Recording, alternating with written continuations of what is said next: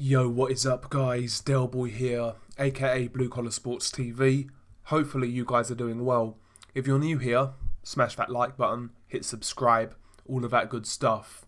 So a quick heavyweight preview and prediction for Tony Yoka versus Johann Duhaupas.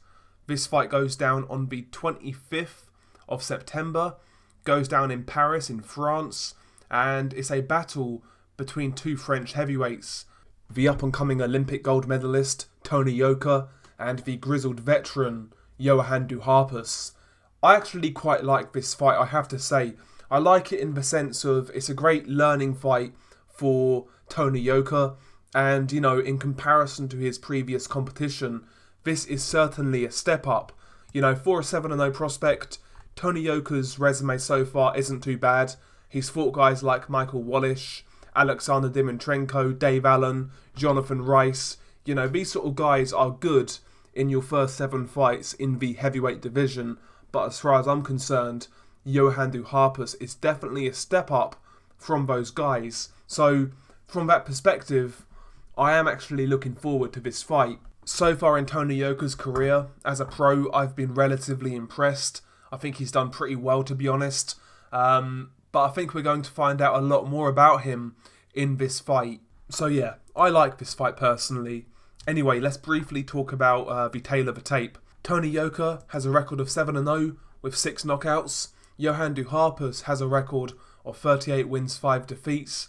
25 of those 38 wins coming by way of knockout. Tony Yoka is listed as 6'7" with an 82-inch reach, whereas Johann Duhaupas is listed as 6'5" with an 82.5-inch reach. So Tony Yoka is 2 inches taller, and Johann Duhaupas has half an inch reach advantage. Tony Yoka is still only 28 years old, whereas Johann Duhaupas is 39 years old. Both guys are orthodox fighters. So obviously Johann Duhaupas, much more experienced, as we can see by the tail of the tape. He has fought for the WBC heavyweight title against Deontay Wilder. He went 11 rounds. He actually gave Deontay Wilder a few problems here and there. He's also fought Alexander Povetkin, Manuel Charr, Jarrell Miller, Erkan Tepe. So the guy's fought some decent heavyweights in his time. So Duhaupas is much more experienced, as we can see by the tail of the tape. But he is 39 years old, so he's on the downslide now. He's had a fair few hard fights in his career, so yeah, I would say he's on the slide now. But nevertheless, still a good test for Tony Yoka. Going into this fight, I think most people, they will make Tony Yoka a favourite, just based on Tony Yoka, having a significant upside. He's younger and fresher, far less miles on the clock, and ultimately skill for skill, in terms of pure talent and technique, I do think Tony Yoka has more ability than Johann Duhaupas. Obviously, he needs to make that count on fight night. In my opinion, as a pro, he's shown a bit of everything. He's actually fought on the front foot a lot more as a pro in comparison to how he did as an amateur. In the amateurs, he was much more of a back foot boxer kind of thing, whereas in the pros so far, he's fought more almost as like a boxer puncher type, coming forwards. He's actually been a bit more aggressive as a pro. I think that style maybe needs to be adjusted slightly against Duhaupas. Be a bit more careful, when he throws his combinations, when he picks his spots. But, be active with the jab. Keep it at range when you can. I think Tony Yoka definitely has the better outside boxing skills. He's got a good understanding of range. He's got nice quick feet, nice quick hands. And I certainly believe on the outside, I think Tony Yoka would definitely beat Johann Duhaupas to the punch. Not that Duhaupas doesn't have a good jab, he does. But, I wouldn't oblige Duhaupas in this fight. Duhaupas likes to come forwards behind like a real tight high guard with a ramrod jab. And he likes to apply pressure that way. We saw that against Deontay Wilder, and he definitely had success. I believe if Yoka kind of reverts to type and plays the boxer in this fight, he'll definitely win the boxing match. The only problem with that, doing that for 12 rounds against a hard, tough, experienced guy isn't easy. Boxing on the back foot for 12 rounds definitely isn't easy. So Yoka definitely needs to pick his spots. He definitely needs to make his right hand count and actually, sit into some punches, tried to get Duhaupas' respect, make Duhaupas kind of second guess himself coming forwards, that sort of thing. But I believe if Yoka actually falls back on his boxing skill, his pedigree, his talent, he should definitely have enough to outbox Duhaupas.